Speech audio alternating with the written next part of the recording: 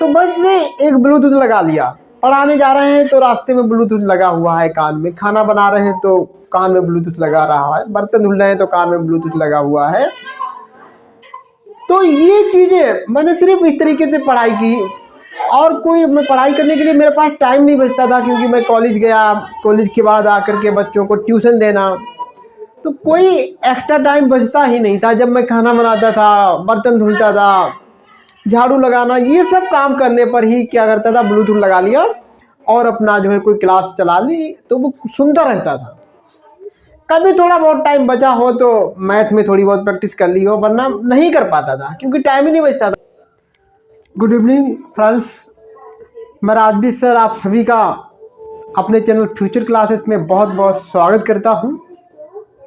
यहाँ पे कुछ टॉपिक हमने लिखे हैं तो इन पर हम लोग बात करेंगे, जिसमें सबसे पहले हम बात करने वाले हैं कि मैं टेक्नीशियन कैसे बना, कैसे तैयारी की, कौन कौन सी बुक्स पढ़ी हैं, उसके बाद हमने CBT 1 में कितना मार्क गेन किया है, CBT 2 में कितना मार्क गेन किया है, वैकेंसी कब की थी, ज्वाइनिंग कब मिली, और किस ट्रेड से हमने ITI किया, और सैलरी कितनी होती है एक टेक्नीशियन की। हालांकि और भी कुछ बात अगर हो पाएगी करेंगे कि टेक्नीशियन का काम क्या होता है, और हम टेक्नीशियन के काम पर और वीडियो बना भी चुके हैं, जिसमें टेक्नीशियन कैसे काम करता है, काम करता हुआ दिखाया गया है।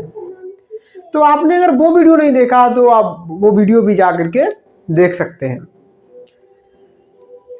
और इस वीडियो में हम लोग बात करने वाले हैं एक ऐसी घटना जो हमारे साथ घटी, और शायद ऐसी घटनाएं आपके साथ भी हो सकती हैं, और आप जो है वो घटनाएं कभी कभी हमारे लिए बहुत सीख दे जाती हैं, बहुत सबक दे जाती हैं, और हम जिंदगी में आगे बढ़ जाते हैं। ठीक है, तो ये कुछ टॉपिक है जिन पे हम लोग बात करने वाले हैं।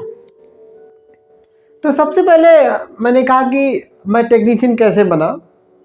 एक्चुअली मैंने यहाँ पर नीचे लिख भी रखा था कि लाइफ में मैं टीचर बनना चाहता था, लेकिन फिर टेक्नीशियन बन गया।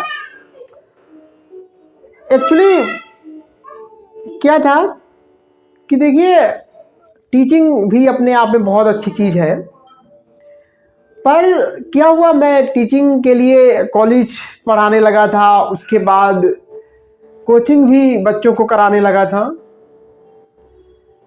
ये कोचिंग कराते कराते जब हमारी कोई गवर्नमेंट वैकेंसी निकलती थी तो उसमें मैं अप्लाई कर देता था, क्योंकि हर एक स्टूडेंट को ये लगता है कि क्या हम किस लेवल पे है, हमारी प्रिपरेशन कैसी है, कोई हमसे एग्ज़ाम क्वालिफाई होगा या नहीं होगा। तो उस मकसद से मैं भी क्या करता था, अपना जो है अप्लाई कर देता था। अच्छा, एक चीज़ और आपको बता दूं कि मैंने कभी भी मार्क पर फोकस नहीं किया कि हमारे एग्ज़ाम में इतना ही मार्क आना चाहिए, हमारे अच्छे मार्क आने चाहिए। तो मैंने कभी इस बात पे नहीं सोचा कि मार्क अच्छे आए। मैं सिर्फ अपना पढ़ाई पे ध्यान देता था, चीज़ों को समझता था। मार्क हमारे, मैं आपको बता दूं तो बहुत अच्छे नहीं रहे हैं, छोटे क्लासों में अच्छे रहे, लेकिन जब मैं ग्रेजुएशन वगैरह आया, इंटरमीडिएट में आया, तो एवरेज मार्क कह सकते हैं, लेकिन बहुत अच्छे मार्क नहीं रहे। और दूसरी बात बता दूं कि मैंने टेक्नीशियन के लिए कोई अलग से तैयारी भी नहीं की। सिर्फ मैं स्टूडेंट को पढ़ाता था, कॉलेज अटेंड करता था, कॉलेज में पढ़ाने जाता था, और टेक्नीशियन के लिए मैंने कोई बुक्स, कोई कोचिंग ज्वाइन नहीं की। स्पेशली टेक्नीशियन के लिए कोई बुक्स नहीं पढ़ी और कोई कोचिंग ज्वाइन नहीं की। हाँ, कोचिंग ज्वाइन की, लेकिन टेक्नीशियन के मकसद से नहीं। जब टेक्नीशियन की वैकेंसी आई तब नहीं, बहुत पहले कर ली थी। जब भी हमारे स्कूल चला करते थे तो स्कूलों में जब समर वेकेशन होता है, गर्मियों की छुट्टियां होती हैं, उस समय मैं कोचिंग कर लेता था कंपटीशन की। उसके अलावा मैंने कोई कोचिंग नहीं की, ना कोई बुक्स परचेस की। सिर्फ क्या है, यूट्यूब पर हमारे मैथ के कुछ वीडियो रहते थे और वाईफाई स्टडी उस समय अच्छा खासा उसमें तैयारी करवा रहे थे। तो बस एक ब्लूटूथ लगा लिया, पढ़ाने जा रहे हैं तो रास्ते में ब्लूटूथ लगा हुआ है कान में, खाना बना रहे हैं तो कान में ब्लूटूथ लगा रहा है, बर्तन धुल रहे हैं तो कान में ब्लूटूथ लगा हुआ है। तो ये चीज़ें मैंने सिर्फ इस तरीके से पढ़ाई की, और कोई मैं पढ़ाई करने के लिए मेरे पास टाइम नहीं बचता था, क्योंकि मैं कॉलेज गया, कॉलेज के बाद आकर के बच्चों को ट्यूशन देना, तो कोई एक्स्ट्रा टाइम बचता ही नहीं था। जब मैं खाना बनाता था, बर्तन धुलता था, झाड़ू लगाना, ये सब काम करने पर ही क्या करता था, ब्लूटूथ लगा लिया और अपना जो है कोई क्लास चला ली, तो वो सुनता रहता था। कभी थोड़ा बहुत टाइम बचा हो तो मैथ में थोड़ी बहुत प्रैक्टिस कर ली हो, वरना नहीं कर पाता था, क्योंकि टाइम ही नहीं बचता था। बच्चों को पढ़ाने के बाद खाना पीना यही सब हो पाता था, क्योंकि कॉलेज भी जाना, वहाँ पे भी पढ़ाना, फिर उसके बाद बच्चों को पढ़ाओगे तो अपने लिए टाइम तो बहुत ही कम बचता था, क्योंकि खाना भी खुद ही बनाना पड़ता था। मैं हॉस्टल में रहा करता था उसमें, तो कोई अलग से मैंने कोई बुक्स और कोई कोचिंग ज्वाइन नहीं की थी जब टेक्नीशियन की वैकेंसी आई थी। टेक्नीशियन में बस मैं इसलिए अप्लाई कर दिया था कि जो एलपी की वैकेंसी है ना, तो ट्रेन को चलाने का बड़ा शौक लग रहा था उसमें, क्योंकि जब हम लोग छोटे होते ना तो ये शौक बहुत हमारे मन में होते हैं, तो इसलिए मैं अप्लाई कर दिया था कि इसमें एलपी में देख लूँ, शायद हो जाएगा तो सही रहेगा। बाद में क्या हुआ, पता लगा कि भैया हमारे पास जो ट्रेड है ना वो एलपी के लिए एलिजिबल है नहीं। वेल्डर से मैंने 1 साल की मतलब ये रहती है, वेल्डर जो ट्रेड है ना वो 1 साल की है, तो मैंने वेल्डिंग से आईटीआई कर रखा था। क्या था कि आईटीआई करने के पीछे एक वजह रही। मैं आपको बता दूं कि हमारा जो इकोनॉमिकली जो कंडीशन है, आर्थिक स्थिति बहुत अच्छी नहीं थी। तो मैंने क्या किया, एक बार एग्ज़ाम देने के बाद मैं बाहर मतलब दिल्ली चला गया था, दिल्ली नहीं सॉरी हरियाणा चला गया था, गुड़गांव जगह है। तो अपने चाचा के साथ वहाँ पर गया और कंपनी में काम किया। पहले तो कुछ ऐसी कंपनी में काम किया, थोड़े दिन काम किया, अच्छा नहीं लगा बिल्कुल भी। अब वहाँ पे गए थे, पैसा भी खर्च हुआ था, सब चीज़ थी और पैसे की तो दिक्कत ही थी। अब वहाँ पे 1 सप्ताह काम किया और फिर अच्छा नहीं लगा, वहाँ पे काम छोड़ा, पैसे भी नहीं मिले उससे। जो वहाँ पे ठेकेदार होता था उससे बहुत कहने पर भी उसने पैसे फिर हमको नहीं दिए, बड़ा बुरा लगा। लेकिन फिर क्या करते, वहाँ पर अब पैसा भी नहीं था वापस आने के लिए, किसी से कह भी नहीं रहे थे कि हाँ हमारे पास पैसा नहीं जाने का। तो उसके बाद और कंपनियां थी, उन कंपनियों में गए, सर्च किया, जॉब को सर्च किया। उस समय मेरे पास सिर्फ ग्रेजुएशन था और ग्रेजुएशन कंप्लीट भी नहीं था। आई थिंक मैं गर्मियों में चला गया था, जो छुट्टी मिलती है ना उसी में चला गया था। मैं सोच रहा था 1 महीने काम कराऊंगा, तो एक कंपनी में काम करने लगा। 1 महीने 1.5 महीने शायद काम किया था मैंने, 1 महीने काम किया था, 1 महीने से कुछ ज़्यादा किया होगा। और फिर जो है मैं जैसे मुझे सैलरी मिला मैं वहाँ से आ गया, क्योंकि सच बताऊँ मेहनत बहुत ज़्यादा थी। वहाँ पे जो हमारे साथ में काम करने वाले लोग थे, मैं पढ़ा था और जो ना पढ़े थे या बहुत कम पढ़े थे, सबका एक जैसा काम था और सच में बिल्कुल भी अच्छा नहीं लगता था वहाँ। मैं बता दूं कि ऐसे लोग थे कि जो बातें जैसी करते थे कि बिल्कुल मन ही नहीं करता था और बिल्कुल मजबूरी में काम करना पड़ रहा था। मेहनत भी ज़्यादा थी, पता लगा 12-12 घंटे काम कर रहे हैं और सैलरी हमारी 9,000 10,000 करके आ पा रही है। 12 घंटे काम करते थे, बिल्कुल थक जाते थे। तो लगा कि यार कि कुछ ज़िंदगी में ऐसा करो कि जो है हमारी जो इतनी मेहनत पड़ रही है, सैलरी इतनी कम मिल रही है। तो सच बताऊं, हम जब छोटे होते ना तो लगता है अरे यार पढ़ाई कर ली, चलो बाहर चलेंगे और पैसा पैदा करेंगे। लोग बहुत पैसा पैदा करते हैं। सच बताऊं तो यार ये सब दूर की बातें हैं। जब रियलिटी में जब आप जाओगे, कंपनी में काम करोगे ना, तो सच में आपको समझ में आ जाएगा कि यार नहीं, कंपनी में काम करना बहुत मुश्किल होता है। और हो सकता है कि आपको थोड़े दिन अच्छा लगे, लेकिन कुछ दिन बाद आपको वो काम अच्छा नहीं लगेगा। ये मेरी गारंटी है, ये मैंने अपने लाइफ में एक्सपीरियंस किया है। तो आपको भले ही आप शुरू में कहते हो अरे यार चलो ठीक है मैं जाऊंगा वहाँ पे काम करूंगा, बड़ा अच्छा मन से रहूंगा, पैसा मिलेगा और अच्छे से रहूंगा, तो थोड़े बहुत दिन अच्छे से कट जाता है, अच्छे से रह सकते हो, लेकिन ज़िंदगी नहीं बिता सकते हो उसमें। मेरा ऐसा मानना है और सच में ये बात कहीं ना कहीं बहुत सच है। तो फिर मैंने सोचा कि यार कुछ ऐसा करो जिससे कि अगर मुझे बाहर भी आना पड़ जाए तो अच्छी एक जॉब मिल जाए, मेहनत कम हो जाए। तो उस समय मैंने देखा था कि वहाँ पे मारुति सुजुकी की कंपनी थी, तो वहाँ पर ITI की बहुत डिमांड थी। तो मेरे दिमाग में वहीं से ITI करने का ख्याल आ गया कि भैया ITI कर लो, और अगर कभी आना पड़ गया ना तो कम से कम अच्छी कंपनी में थोड़ा अच्छी जॉब कर सकते हैं। हम 12 घंटे में जितना सैलरी उठाते थे, ITI वाले 8 घंटे में उतना सैलरी उठाते थे, और उनका काम भी हमसे कम मेहनत का था। तो इसलिए मैंने ITI कर ली थी 1 साल की। और हालांकि मेरा आगे तो जाने का विचार यही था टीचिंग में, लेकिन टीचिंग में एक डर ये भी लगता था कि यार वैकेंसी बड़ा लेट हो जाती है, तो और मुझे जल्दी से कुछ मन में ये भी लगता था कि हाँ थोड़ा पैसा जल्दी से आने लगे, है ना। तो इस वजह से मैंने ITI कर रखा था। उसके बाद भैया ITI किया, फिर बच्चों को पढ़ाने लगा, तो फिर अर्निंग तो होने लगी थी, ज़्यादा दिक्कत नहीं रह गई थी। और उसी समय वैकेंसी 2018 में आ गई LPN टेक्नीशियन की। तो मुझे लगा कि यार चलो गाड़ी ITI हमारे पास है, LP को ट्राई कर लेते हैं। गाड़ी चलाना थोड़ा अच्छा लगता है, सबको लगता है इतनी बड़ी गाड़ी चलाना है ना, तो इसलिए मैंने इसमें अप्लाई कर दिया। अब अपने लिए पढ़ाई करने का मेरे पास सच बताऊं तो कुछ भी टाइम नहीं था, कुछ भी मैं नहीं पढ़ता था, बस फ़ोन पे ही खाना बनाते समय, मैं बता चुका हूँ, खाना बनाते समय, झाड़ू लगाते समय, बर्तन धोते समय, कोचिंग जाते समय, रास्ते में ब्लूटूथ कान में लगा लेता था, क्लासें चला लेता था। बस इसी तरीके से मैंने पढ़ाई की, कोई बुक्स नहीं, कोई कोचिंग नहीं। पहला CBT फर्स्ट हुआ हमारा इज्जत नगर बरेली में, और इसमें हमारे क्वेश्चन थे 75, जिसमें आप जानते हो 75 क्वेश्चंस में क्या क्या रहता है। नए स्टूडेंट है तो नहीं जानते होंगे। 25 क्वेश्चन आपका मैथ रहता है, मैथ रहेगा 25, और 25 रहेगा आपका रीजनिंग, ठीक है। और 25 में आपका general science, GK GS current affair, general science, GK GS, भाई GS तो वही जनरल साइंस हो गया। और साइंस के यहाँ पे क्वेश्चन कुछ और एग्जाम में इतना नहीं मिलता है, लेकिन रेलवे में आपको बता दूं यहाँ पे साइंस, बायोलॉजी है, आपकी फिजिक्स है, और कौन सा हो गया, केमिस्ट्री है, रसायन विज्ञान है, तो उनके क्वेश्चन यहाँ पे ज़्यादा मिल जाते हैं। करंट अफेयर भी इसमें रहता है, करंट अफेयर। तो अब चूंकि मैं साइंस बैकग्राउंड से रहा हूँ, तो साइंस के क्वेश्चन अच्छे मिल गए, तो ये पोर्शन अच्छा हो गया। सबसे कम स्कोर में कोई भी एग्जाम देता हूँ तो हमारा इसी GK GS करंट अफेयर में होता है।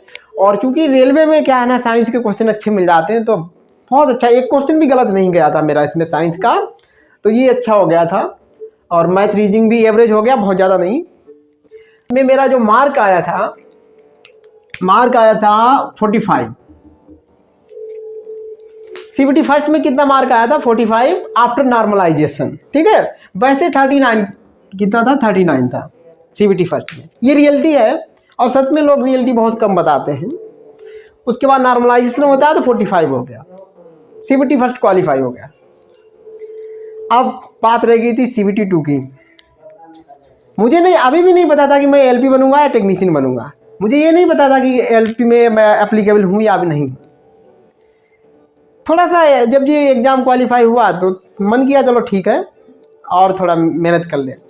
तो फिर से भाई कोई अलग से कोचिंग नहीं, कुछ भी नहीं, बस ब्लूटूथ लगाया, यूट्यूब चालू किया, बाय स्टडी से क्लासेस ली, और सुनता रहता था ऐसे।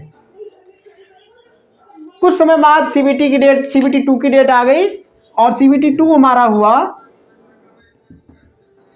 कानपुर में CBT 2 हुआ। CBT 2 में 2 पार्ट होते हैं, पार्ट 1 और पार्ट 2। पार्ट 1 में फिर से हमारा क्या होता है यहाँ पर, पार्ट 2 में, एक में तो यही पोर्शन रहते हैं, आपका मैथ रहेगा, रीजनिंग रहेगा, और GK GS रहेगा, पार्ट A हो जाएगा।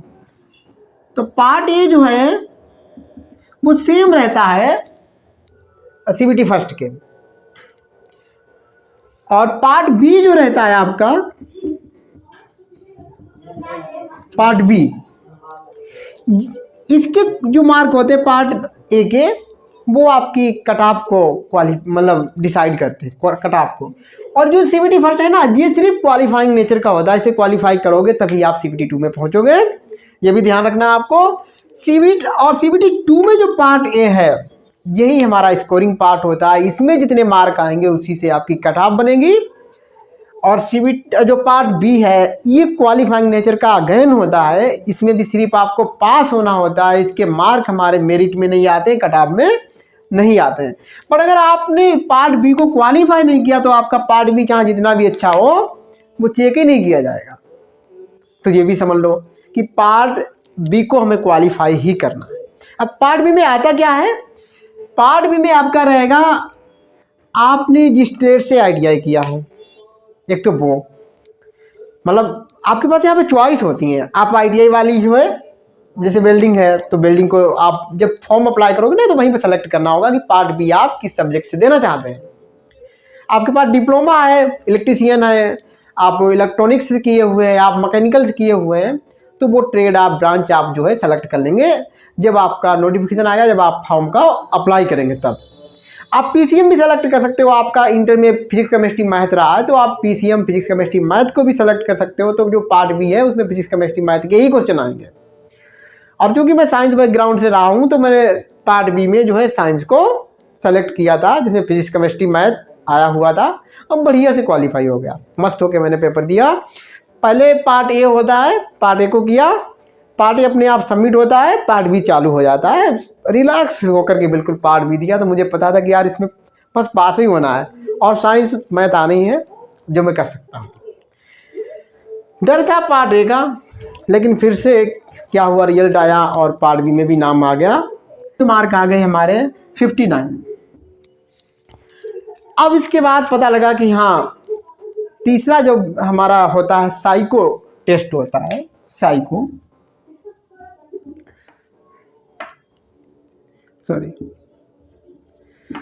जो टेस्ट होता है। अब उस साइको टेस्ट के लिए मेरा नाम नहीं आया। तब पता लगा कि जो वेल्डिंग ट्रेड है ना, मैं बहुत अच्छे से नोटिफिकेशन भी नहीं पढ़ा था उसमें, सच बता दूं आपको। तो पता लगा कि मेरी जो ट्रेड है ना वेल्डर, वो साइको में मतलब ALP के लिए एप्लीकेबल नहीं है, यानी कि मेरा साइको टेस्ट नहीं होगा। साइको टेस्ट होता क्या है आप लोग जानते होंगे, बहुत से लोग नहीं भी जानते होंगे। तो होता है कि बहुत सी पिक्चर वगैरह हैं वो हमारे सामने चला दी जाती है, फिर उनको हटा करके हमसे उसी से क्वेश्चन पूछा जाता है। हमारे माइंड की एक तरीके से स्क्रीनिंग हो जाती है, जांच हो जाती है, तो वो साइको टेस्ट होता है। तो फिर मेरा साइको टेस्ट नहीं हुआ। 2 एग्ज़ाम हुए, CBT फर्स्ट CBT 2, उसके बाद फाइनली फिर क्या हुआ, रिजल्ट आया, नाम आ गया। लेकिन नाम आया उसमें क्या था कि विदहेल्ड कर दिया था। मेरा डॉक्यूमेंट में थोड़ा प्रॉब्लम रहा था। एक्चुअली क्या था, ITI था ना, तो मैंने वहाँ पे पहले से मार्कशीट आ जाती जिसको हम प्रोविजनल सर्टिफिकेट बोलते हैं, प्रोविजनल सर्टिफिकेट, तो वही मैंने लगा दिया था। प्रोविजनल सर्टिफिकेट में ये नहीं लिखा होता कि आप कब आप ITI पास आउट हुए हैं। जो बच्चे किए होंगे ITI 2015 में, मैंने 2015 में किया था, 2016 में किया, सॉरी। तो जो 16-15 में किए होंगे उसमें अभी भी आता होगा प्रोविजनल सर्टिफिकेट, तो प्रोविजनल सर्टिफिकेट लगा दिया था। वो पहले से आ जाता है, ओरिजिनल मार्कशीट हमारी जो बाद में आती है तो वो मैंने नहीं लगाया। मैंने स्कूल में भी गया था पर स्कूल वालों ने कहा रही इसी से हो जाएगा, आप जो है ये ले जाओ। तो मैंने डॉक्यूमेंट जो वेरिफिकेशन हुआ था ना, डॉक्यूमेंट वेरिफिकेशन पहले हो गया था, नाम आ गया था ना, इसलिए डॉक्यूमेंट वेरिफिकेशन हो गया, वहाँ पर सारे कागज पास हो गए।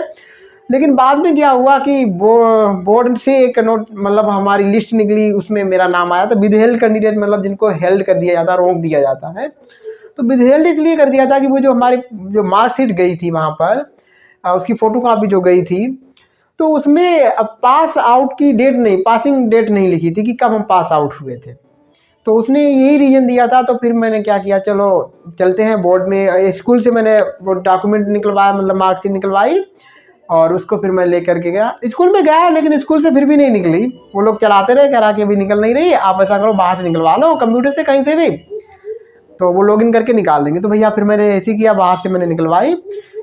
बाहर से निकलवा के फिर मैंने वहाँ पे बोर्ड में जा करके वो कागज़ सबमिट किए। कागज़ सबमिट करने के बाद फिर थोड़ा मैं लेट हो गया। तो कुछ बच्चों का 2020 में मार्च से ज्वाइनिंग चालू हो गया था। 2020 कोरोना से थोड़ा आने से पहले ही ये हमारी जो है ज्वाइनिंग स्टार्ट हो गई थी। और मेरा फिर 3 महीने लगभग लेट हो गया, क्योंकि वो कागज़ गए, फिर कागज़ वो जांच हुए, फिर उसके बाद नाम आया। तो फिर हमारा 2020 में अक्टूबर में नाम आया था। और अक्टूबर में जो है अक्टूबर में ज्वाइनिंग हो गई थी। हालांकि हम 12 सितंबर में हमारी ज्वाइनिंग डेट थी, 12 सितंबर 2020। 12 सितंबर यहाँ पे नहीं दिख रहा है, 12 सितंबर 2020 ये ज्वाइनिंग डेट हमारी रही, लेकिन क्या था, कोरोना का समय चल रहा था। जब मैं यहाँ पे आया तो 15 दिन क्वारंटाइन कर दिया। 15 दिन भैया वहीं पे झांसी में मतलब मेरी पोस्टिंग है। मैंने बताया नहीं अभी आपको किसी भी वीडियो में, तो मैंने सोचा कि अब वैकेंसी आने वाली है ना, तो आप सब लोगों को बता दूं तो आप लोगों का बहुत हेल्प हो जाएगा, मुझे लग रहा है। क्योंकि मैंने जिस तरीके से किया ना, तो कोई भी बच्चा कर सकता है, कुछ अलग नहीं किया है कि नहीं। कुछ खास पढ़ाई ऐसी नहीं की कि इसी के डेडिकेट होकर पढ़ाई की हो, वो भी नहीं। तो फिर क्वारंटाइन जब कर दिया इन्होंने, फिर मैं यहाँ पे झांसी में 15 दिन रहा। फिर उसके बाद धीरे धीरे, उसमें बहुत कोरोना का बहुत दिक्कत थी, ऑफिस में बहुत लोग पॉजिटिव निकल रहे थे, तो काम हो ही नहीं रहा था। तो ऐसे करते करते फिर वो बहुत खिंच गया। 3 अक्टूबर को हो पाई, सितंबर अक्टूबर है ना, आधे महीने से ज़्यादा टाइम लग गया। और 3 तारीख को फाइनली हमारी ज्वाइनिंग हो गई। फिर 6 महीने की ट्रेनिंग चली, ठीक है। ट्रेनिंग में पैसा आपको मिलने लगता है, ठीक है। अच्छा, तो ऐसे तो हमारी ज्वाइनिंग हो गई, ठीक है। तो ये बन गया कैसे मैं टेक्नीशियन बन गया, आप देख सकते हो। और दूसरी बात, फिर मैंने कहा कि बुक्स कौन सी पढ़ी, ये जवाब सवाल आपको इस सवाल का जवाब मिल गया होगा कि कोई बुक्स नहीं पढ़ी है, बस यूट्यूब से पढ़ाई की है, ठीक है। किस ट्रेड से आईटीआई किया, इसका भी जवाब मिल गया होगा कि मैंने वेल्डिंग ट्रेड से आईटीआई किया हुआ है। और क्या है, लाइफ में टीचर बनना चाहता था, फिर टेक्नीशियन क्यों बना। देखिए, टीचिंग हमारा सपना था, और टीचिंग भी ऐसा बड़ा टीचर डिग्री कॉलेज में। तो उसके लिए मैंने कोई डीएलएड बीएड वगैरह कुछ भी नहीं किया, बस एमएससी करने लगा था। और एमएससी पूरा नहीं हुआ, इससे पहले भी मैं बीएसएफ का एग्ज़ाम दिया। तो बीएसएफ में मेरा मेडिकल और इंटरव्यू था, वो मैं नहीं देने गया था। उसके बाद एक बार और मुझे मुजफ्फराबाद में एमईएस में फील्ड ऑफिसर की नौकरी का लेटर आ गया था, और मैं उसका भी इंटरव्यू देने नहीं गया, क्योंकि मुझे टीचिंग करना बहुत अच्छा लगता था। तो ये सब चीज़ें थी कि मुझे लगा कि यार ऐसा करें कि नौकरी छोड़ दो, फिर कहीं ऐसा ना हो कि दिक्कत हो जाए नौकरी, फिर हमें टीचिंग की कम मिले। क्योंकि एक्चुअली ये हायर जब हम मतलब बात करते हैं स्कूलों में, कॉलेजों में, तो इतना जल्दी से वहाँ पे वैकेंसी नहीं आती है, बहुत समय लगता है। तो फाइनली फिर मुझे प्रेशर में आकर के घर वालों की बात माननी पड़ी, और जो है मैं फिर फाइनली जो है टेक्नीशियन को मैंने ज्वाइन कर लिया। तो इस तरीके से बन गया टेक्नीशियन। अब क्या करूं, पढ़ाने का तो मन आज भी है, लेकिन भाई मैं गलती ये कर दिया था कि ना मैंने डीएलएड किया, ना बीएड किया, कुछ नहीं किया था, तो इसलिए फिर टेक्नीशियन करना पड़ा। तो इस सवाल का भी जवाब मिल गया होगा।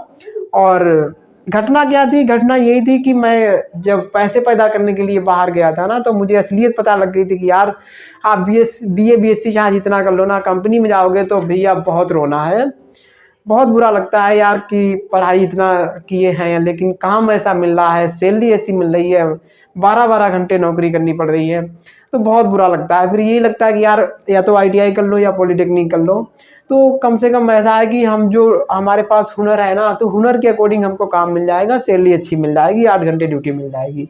अगर हम लोग सिर्फ बीएससी बीए किए हैं ना, तो यार कुछ भी नहीं है, बस आप एक जैसे हेल्पर जैसा काम कर मिलता है, बस इससे ज़्यादा कुछ है नहीं, ठीक है। उसके बाद हमने CBT 1 CBT 2 में कितने मार्क आए, CBT 1 में हमने बता रखा है आपको 45 थे, और CBT 2 में हमारे 59 मार्क थे। कितने थे, 59।